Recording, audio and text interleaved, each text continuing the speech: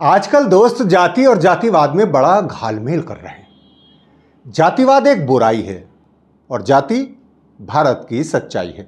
हाँ, जाति भी बुराई है, लेकिन ये हमने नहीं बनाई है, उन्होंने ही बनाई है जिन्हें जाति तो चाहिए लेकिन जाति जनगणना नहीं। यह तो वही बात हुई गुड़ खाएं और गुलगुले से परहेज, यानी मीठा मीठा गप गप, कड़वा कड़वा थू थू। नमस्कार, सलाम, बेबाक भाषा में आपका स्वागत है। मैं हूं मुकुल सरल। मोदी सरकार ने जब से जाति जनगणना की घोषणा की है, मोदी भक्त ही इस सनाके में आ गए।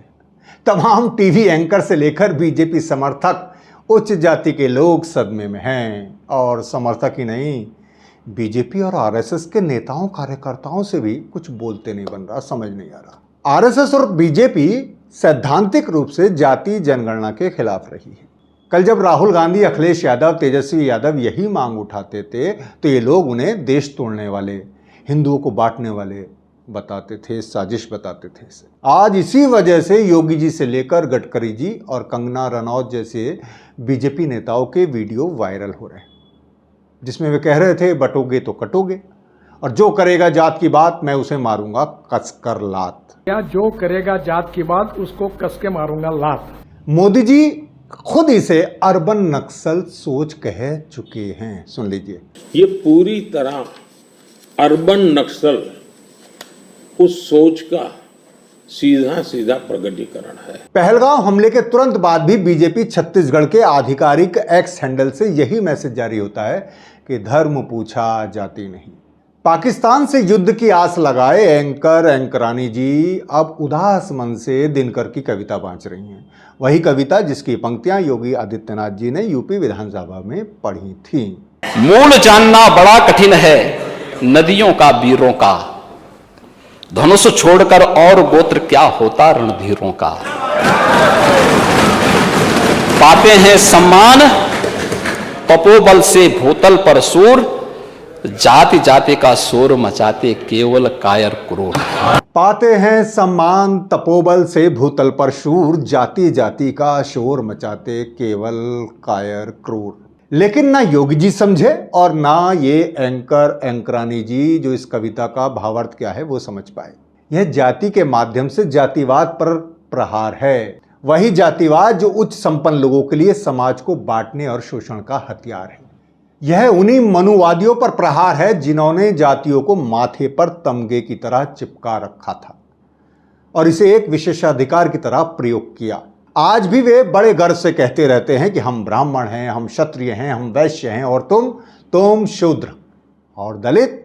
वो तो इस जात क्रम में बिल्कुल बाहर कर दिए गए, निचले क्रम से भी बाहर, अछूत। यह उसी जातिवाद पर प्रहार है जिसके स्टिकर कारों पर चिपके रहते हैं। ब्राह्मण, क्षत्रिय, उन्हीं से सीखकर अब लोगों ने लिखना शुरू कर दिया जाट, गुर्जर, और फिर इसी को चुनौती देते हुए लिखा गया गर्व से कहो हम चमार हैं। जब आप जातिवाद फैलाएंगे तो चुनौती तो मिलेगी ही। सिर्फ गर्व से कहो हम हिंदू कहने से जाति खत्म नहीं होगी, आपको एक दूसरे के साथ रोटी बेटी का रिश्ता रखना होगा। लेकिन यही लोग जो आज जाति जनगणना पर हाय हाय कर रहे हैं, जब भी शादी ब्याह की बात आती है तो सिर्फ जाति ही नहीं, कुल और गोत्र भी देखते हैं। एक ही जाति में बिरादरी और गोत्र के बीच भी ऊंच नीच का भाव है। तभी संत कवि रैदास ने कहा था, जाति जाति में जाति है जो केतन के पात। रैदास मनुष्य ना हो सभी का कहो कौन जात। जो लोग कहते हैं कि आज जाति कहाँ है, वे मुझे बहुत मासूम लगते हैं। ये ऐसे लोग हैं जो शत्रुमुर्ग की तरह रेत में गर्दन धसाए रहते हैं।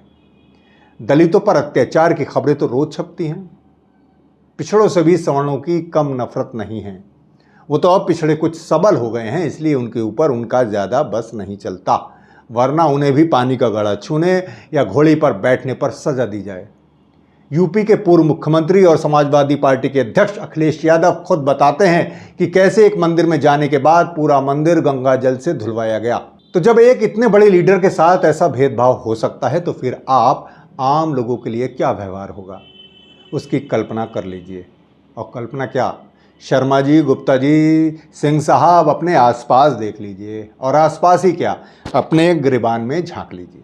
एक दलित स्कॉलर की बात मुझे याद आती है जिन्होंने बहुत सही कहा था कि जब आप अपने नाम के साथ यह बताते हैं शर्मा, गुप्ता, तो आप यह नहीं बताते कि आप ब्राह्मण हैं या वैश्य हैं, बल्कि ये घोषणा करते हैं कि आप दलित नहीं हैं।